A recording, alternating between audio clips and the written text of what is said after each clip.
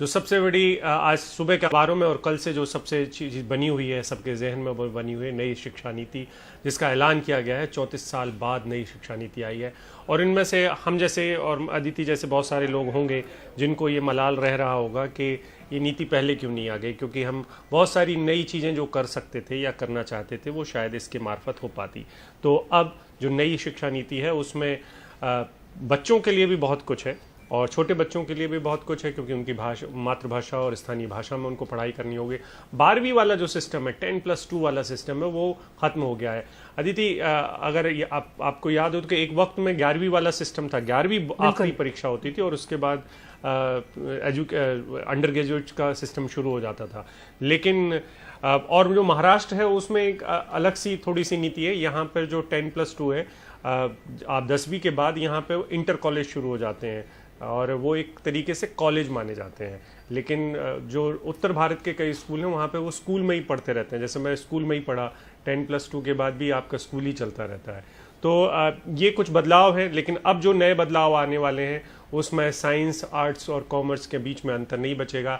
यानी कि आप हर कुछ पढ़ना चाहते हैं तो आप उनमें से चूज कर सकते हैं। आप अपने हिसाब से एक तरीके से अपना मेन्यू खुद डिसाइड कर सकते हैं। अदिति, बिल्कुल। और अभिषेक, आप और हम 10+2 के प्रोडक्ट हैं और हमारे जैसे इस वक्त के जितने भी लोग हैं वो सब इसी व्यवस्था के तहत पढ़े हैं खासतौर से। और देखना होगा कि अब ये जो नई व्यवस्था आने वाली है इससे कितना कुछ फायदा होगा। लेकिन कई इसमें जो खास बातें निकल कर आई हैं उसमें एक चीज़ ये भी है कि शिक्षा पर GDP का 6% खर्च करने का जो प्रावधान रखा गया है वो ज़रूर उसको लेकर बात की जा रही है। मातृभाषा में जो शुरुआत की जो प्राइमरी स्कूल की पढ़ाई है वो मातृभाषा में होने जा रही है, उसको लेकर कई सवाल उठ रहे हैं। खास मेहमान हमारे साथ जुड़ रहे हैं, MM अंसारी हैं, पूर्व सदस्य हैं UGC के। इसके अलावा मनु शर्मा कटारिया हैं, एसोसिएट प्रोफेसर हैं दिल्ली यूनिवर्सिटी में।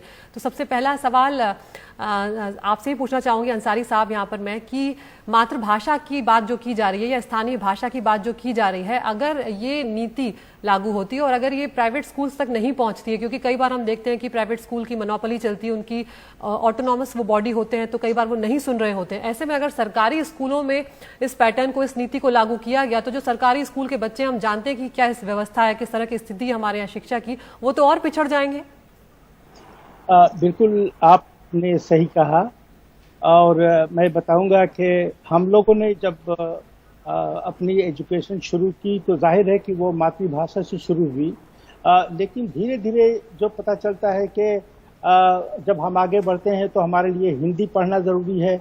और जो बच्चे साइंस और इंजीनियरिंग में जाना चाहते हैं वो समझते हैं कि उनके लिए इंग्लिश पढ़ना ज़रूरी है।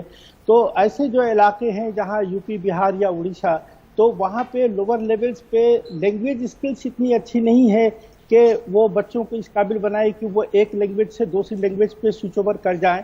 और जब आज की एजुकेशन और इकॉनमी जब काफ़ी ग्लोबलाइज्ड हो चुकी है और जब हम ये देखते हैं कि हमारा जो शिक्षा का जो स्तर है, खास करके लोअर लेवल्स की अगर हम सिर्फ बात करें, हायर एजुकेशन की हम बात बाद में करेंगे, तो हम देखेंगे कि एजुकेशनल सर्वेज जो हर साल आती जा रही हैं वो ये दिखाती हैं कि ड्रॉप आउट बहुत ज़्यादा है और लर्निंग अटैचमेंट बच्चों की, चाहे वो लैंग्वेज हो, चाहे वो साइंस हो या मैथ्स है, उसमें बहुत कम होती है। तो मैं समझता हूँ कि जो क्वालिटी है, जो शिक्षा का जो स्तर है, उसको सुधारने की ज़्यादा ज़रूरत थी, बजाय इसके कि सिर्फ हम लैंग्वेजेस की बात करते हैं। लैंग्वेज तो हमारे यहाँ चलती हैं, बहुत सारी लैंग्वेजेस हैं और हर लैंग्वेज में पढ़ाई हो रही है, लेकिन जब हम मोबिलिटी की बात करते हैं और हमारे यहाँ 20 जो लैंग्वेजेस स्कूलों में पढ़ाई जाती हैं, तो फिर हमें उन बच्चों को उसके तैयार करने के लिए बड़ी ज़रूरी होती है कि वो हिंदी मीडियम से जाते हैं, इंग्लिश मीडियम में जाते हैं। तो जो हमारे पास जो 3 लैंग्वेज फार्मूला थी और रही है, वो मैं समझता हूँ कि बड़ी इफेक्टिव रही है, बड़ी जानदार रही है, जिससे कम से कम बच्चे जो है अपने समाज से भी कम्युनिकेट कर सकें, अपने कल्चर से भी क्लोज रहें और फिर दुनिया में जो एडवांसेज हो रही हैं साइंस टेक्नोलॉजी में, उसको भी हासिल करने के लिए, उसको समझने के लिए जो वर्ल्ड की लैंग्वेजेस हैं, वो इंग्लिश हो चाहे और जो इंटरनेशनली रिकॉग्नाइज्ड हो, उसमें उनकी महारत होनी चाहिए, उनमें उसकी काबिलियत होनी चाहिए। तो मैं समझता हूँ कि हमारी एजुकेशन पॉलिसी को इस तरह की एक कोहेरेंट पॉलिसी आनी चाहिए कि ठीक है, हम अपनी एजुकेशन को मदर लैंग्वेज से तो शुरू करते हैं, लेकिन समाज में जब हम आगे बढ़ते हैं तो हम देखते हैं कि हमारा इंटरेक्शन जो है हर तरह के लोगों से होता है और हमारी एबिलिटी जो है उससे इम्प्रूव होनी चाहिए। तो लैंग्वेज की तो बात एक इम्पॉर्टेंट है, लेकिन इसके साथ साथ जो सब्जेक्ट स्किल्स हैं उसमें जो हम लोग हर साल एक जो सर्वेज आती हैं अलग अलग तरीके से, जहां लर्निंग अटेनमेंट का जिक्र होता है कि हमारे बच्चों की लर्निंग अटेनमेंट बहुत अच्छी नहीं होती, जिसकी वजह से वो आगे बहुत ज्यादा एजुकेशन से फायदा नहीं उठा पाते, उसके बारे में कुछ कहा नहीं। और आपने अपने इंट्रोडक्टरी रिमार्क्स में एजुकेशन की फंडिंग का जरूर जिक्र किया है। ये 6% हम लेकर के बैठे हुए हैं 68 की जो पहली पॉलिसी आई थी तब से, लेकिन आज तक किसी भी सरकार ने 3 या 2.5% से ज्यादा इसको बढ़ाने की कोशिश नहीं की। और आज अगर हम देखते हैं तो हमारे यहाँ एजुकेशन जो लेवल है, जो इंफ्रास्ट्रक्चर है तमाम स्कूलों में, मैं स्कूल की बात कर रहा हूँ, मैं हायर एजुकेशन की बात नहीं कर रहा। आप देखिए तो वो तमाम एजुकेशनल इनइक्वालिटीज इतनी ज्यादा बढ़ी हुई है जिसकी कोई हद नहीं है। और जब हम अगर मान लीजिए लैंग्वेज की पॉलिसी की बात करते हैं तो हमारे बचपने में मैं नहीं समझता कि किसी भी गांव में कोई इंग्लिश स्कूल था। आज जाइए वहां देखिए डजन्स ऑफ पब्लिक स्कूल और इंग्लिश मीडियम स्कूल्स आ चुकी हैं। तो हमारे जो बिल्कुल उसकी वजह है 40% जो है इंग्लिश मीडियम स्कूल्स में जा रहे हैं, उनके बारे में कुछ सोचना जरूरी है। बिल्कुल समझ गए जी अंसारी साहब, बिल्कुल आप जो कह रहे हैं कि और ये भाषा जो है वो इस वजह से भी ज़रूरी हो गई क्योंकि हमने सॉफ्टवेयर और जो दुनिया भर की जो चीज़ें जिनमें हमने अपने लोगों को बाहर पढ़ने के लिए भेजा, उस सब के लिए मूल रूप से भाषा अंग्रेज़ी की ज़रूरत थी और हमारी वो ताकत भी बनी कई स्तर पर। जैसे मुझे इस बात का अफसोस रहता है अदिति, और हमारे साथ मनु शर्मा कटारिया भी हैं एसोसिएट प्रोफेसर, कि मैंने बहुत अरसे तक मैं पार्षद अंतर नियम यानी कि मेमोरेंडम ऑफ एसोसिएशन जिसको मैं बहुत आसानी से समझ सकता था, लेकिन हिंदी में शायद उसका जो अनुवाद है वो इतना कठिन करके मुझे पढ़ाया गया है कि उसका मलाल है कि मुझे शायद इस चीज़ को आसानी कर दी जाती। जो राजभाषा विभाग है उसने न जाने किस किस्म के ट्रांसलेशन किए हैं हमारे यहाँ पे, वो एक बड़ी मुसीबत है। तो मनु शर्मा जी, भाषाई आधार पर ये अगर जो प्राइमरी एजुकेशन की बात करें, अगर हम मातृभाषा में करेंगे तो क्या हमारे बच्चे कहीं पिछड़ जाएंगे? ये एक सवाल बस है, मैं नहीं कह रहा हूं कि मातृभाषा नहीं होना चाहिए। तो हम सबको बहुत बहुत बधाई की इतने लंबे सब मैं बोल सकती हूँ क्या? जी जी जी बोलिए आप।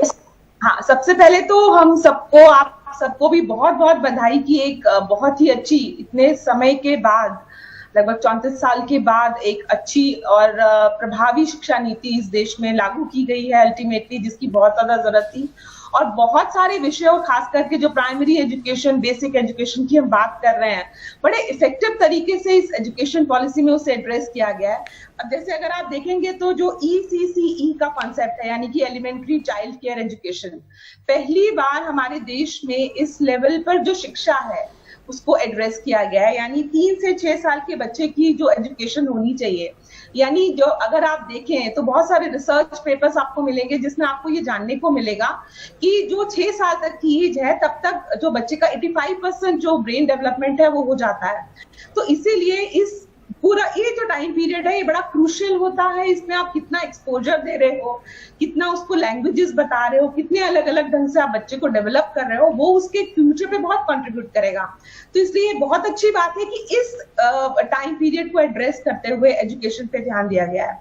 अगर आपने कल की जो प्रेस कॉन्फ्रेंस थी मिनिस्ट्री की, उसमें भी उन्होंने बहुत अच्छे से बताया कि जो लिटरेसी है, यानी भाषा ज्ञान, अक्षर ज्ञान और न्यूमरेसी, इन दोनों को बड़ी गंभीरता से सरकार ने इस विषय पर लिया है, इस एजुकेशन पॉलिसी में लिया है, और इसको ये लोग नेशनल मिशन के रूप में लेने वाले हैं। ये बहुत ही बढ़िया विषय है। तो इतना इम्पोर्टेंस जब हम लैंग्वेज को और अपने जैसे मान लीजिए पहाड़े याद करने, टेबल्स याद करने, इन सब चीजों को देंगे, कैलकुलेशंस को देंगे, तो निश्चित रूप से बच्चे का जो डेवलपमेंट है वो बहुत अच्छा होगा। अब देखिए कितना अपडेटेड सिस्टम हम लाने वाले हैं कि हम क्लास 6 से कह रहे हैं कि हम इसके अंदर कोडिंग जो है वो बच्चों को करवाएंगे। उसके अलावा भी बहुत सारे पॉजिटिव पॉइंट्स आप इस नई शिक्षा नीति में पाएंगे, यानी जो अनरिप्रेजेंट या अंडर रिप्रेजेंटेड ग्रुप्स हैं उनके बारे में इसमें बहुत अच्छे से इन्होंने मेंशन किया है कि उनको हम लोग। मनु शर्मा जी, एक सवाल मैं आपसे जानना चाहती हूँ। आपने कहा कि बहुत ही प्रभावी एजुकेशन सिस्टम जो है वो आने जा रहा है, लेकिन हमारे यहाँ तो यही कहा जाता है कि कानून में हमारे यहाँ कोई कमी नहीं, उसे ठीक से लागू करने की जरूरत है। तो शिक्षा व्यवस्था को लेकर आपको नहीं लगता कि हमारी शिक्षा में कोई उतनी दिक्कतें नहीं थी अगर बहुत ज्यादा बारीकी से ना देखा जाए, क्योंकि बहुत बड़े बड़े अकेडमिशियंस हैं हमारे देश में और रह चुके हैं। तो अगर जो शिक्षा नीति थी उसे ठीक तरीके से लागू किया जाता तो वो बेहतर होता, क्योंकि आज भी ग्रामीण इलाकों में तीसरी चौथी पांचवी के जो बच्चे वो ठीक से हिंदी भी नहीं पढ़ पाते, तो उसे ठीक से लागू करने की जरूरत है बनिस्बत आप नई शिक्षा नीति ले आए। बिल्कुल आप ठीक कह रही हैं कि अगर इम्प्लीकेशन उसका प्रैक्टिकल उसको लगाया नहीं जाता है, उसको ठीक से इम्प्लीमेंट नहीं किया जाता है, तो अच्छी से अच्छी शिक्षा नीति भी बेकार हो जाएगी। लेकिन आपको ये समझना पड़ेगा कि जो अब शिक्षा नीति आई है और जो पहले शिक्षा नीति थी, उनमें बहुत ज्यादा अंतर है। मतलब कहीं पर भी आपके जो स्कूल कॉम्प्लेक्स है उस कंसेप्ट को कहीं आज तक लेके भी नहीं आए हम। ये जो छोटे क्लासेस की एजुकेशन है, इनके बारे में हमने सोचा ही नहीं। मल्टी डिसिप्लिनरी है, स्किल एजुकेशन है, वोकेशनल एजुकेशन है, जो एक्स्ट्रा करिकुलर एक्टिविटी है उसकी एक इंपॉर्टेंस भी उतनी ही है जितनी की बाकी सब्जेक्ट्स की है। तो ये सारे विषयों को पिछली किसी भी शिक्षा अच्छी थी सब शिक्षा नीतियां, लेकिन उसमें इस लेवल तक हम इतनी गहराई तक गए नहीं थे जो इस बार हम जा रहे हैं। और अगर एक अच्छे एफर्ट से, एक पॉजिटिव एफर्ट से एक शिक्षा नीति बनी है तो मुझे लग रहा है हम लोग पॉजिटिव रहे और उससे पॉजिटिवली कंट्रीब्यूट करें कि इतनी अच्छी शिक्षा नीति जो आई है वो इम्प्लीमेंट भी हो। और मुझे उसमें सरकार की बहुत सारी इंटेंशंस इसलिए दिखती है क्योंकि उन्होंने सबसे पहले तो शिक्षा को पूरे वो जो सिस्टम है उससे अलग ढंग से रखने की कोशिश की है, एक अलग उसका पूरा सिस्टम बनाने की कोशिश की है। जैसे आप पूरा नेशनल मिशन लेने जा रहे हो लिटरेसी के बारे में, आप पूरा का पूरा एक जो मेंटरिंग का पूरा एक प्रोसेस आप बनाने जा रहे हैं कि नेशनल कमीशन फॉर मेंटरिंग आप बना रहे हैं, यानी हर बच्चे को एक मेंटर मिले, वो अच्छा टीचर हो, वो अच्छा रिसर्च स्कॉलर हो, यानी मेंटरिंग का एक प्रोसेस अच्छे ढंग से चले, इसका प्रयास हो रहा है। फीस के ऊपर कैप है। और ये जो आपका स्कूल कॉम्प्लेक्स का जो कंसेप्ट है, ये बहुत आप देखेंगे आने वाले समय में बड़ा प्रभावी कॉन्सेप्ट रहने वाला है, क्योंकि जो आपके रूरल एरियाज हैं, इस तरह के एरियाज हैं जहाँ एक्सेस कम है, वहां पर अगर ये छोटे छोटे स्कूल्स को कॉम्प्लेक्स बना करके हम एक्सचेंज कर सकते हैं, यानी हम टीचर्स को प्रोवाइड कर सकते हैं उस जगह पे जहां वो बच्चों को प्रॉब्लम हो रहा है, या कुछ और मटेरियल है, लैब्स का है, बुक्स का है, तो इस तरह से अवेलेबिलिटी इंक्रीज करना और उसके लिए प्रैक्टिकली क्या क्या किया जा सकता है उसके ऊपर एक बहुत सिंसियर एफर्ट मुझे इसमें दिखता है। निश्चित रूप से इम्प्लीमेंटेशन। यहाँ पर अभिषेक अंसारी साहब भी कुछ कहना चाहते हैं।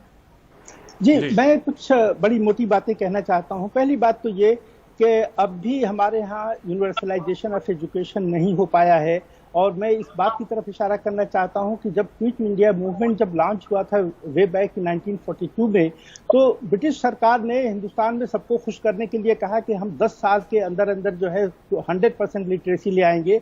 और उस वक्त हमारी लीडरशिप ने उसका एतराज किया, कहा कि 10 साल तो बहुत लंबा समय है, हमें लिटरेसी जो है बहुत जल्दी हासिल करना है।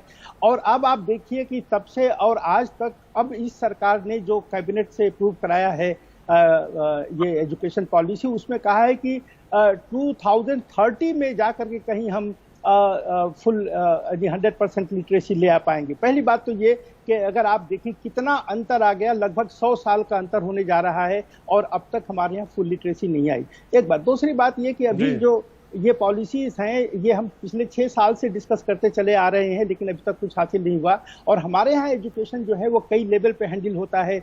सेंट्रल गवर्नमेंट है, स्टेट गवर्नमेंट्स हैं, लोकल बॉडीज अपनी इंस्टीट्यूशन चलाती हैं।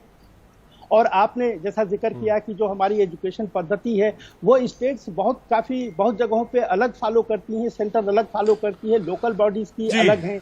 तो इनको पूरा कोऑर्डिनेट करना और उनमें तमाम में एक्सेप्टेंस ले आना, ये एक मैं समझता हूँ कि बहुत बड़ा चैलेंज होगा। और अभी तो ये सिर्फ मिनिस्ट्री का नाम बदल दिया और ये कहा कि हम इसको अब पार्लियामेंट ले जाएंगे, पार्लियामेंट में बहुत सारी चेंजेस आएंगी, इसके बाद जब स्टेट से नेगोशिएशन होगा तब उसमें बहुत सारी चीजें आएंगी। दूसरी बात मैं आपसे कहना चाहता हूं, जो बड़ी इंपॉर्टेंट बात यूं हो जाती है कि हमारे जो पूरे लेबर फोर्स की जो पॉपुलेशन है उसमें 10% ही लोग हैं जो एजुकेशनली, वोकेशनली और टेक्निकली ट्रेंड है, जबकि कोरिया और चाइना और यूएस और यूरोप में ये 80 to 90% है। अब हमारी सरकार ने कहा है कि 2025 में जा करके हमारे यहाँ ये 50% हो जाएंगे। तो पहली बात तो थोड़ी कमी है हमारे पास, आपको रोकना चाहेंगे यहाँ पर। मैं 1 सेकंड में खत्म करूंगा। मैं कहना चाहता हूँ कि एक तो ऑलरेडी हमारे यहाँ जो लेबर फोर्स है वो अनस्किल्ड है as compare to other countries जिससे हमें कम्पीट करना है। और हम आत्मनिर्भर की बात करते हैं, जब तक हमारे यहाँ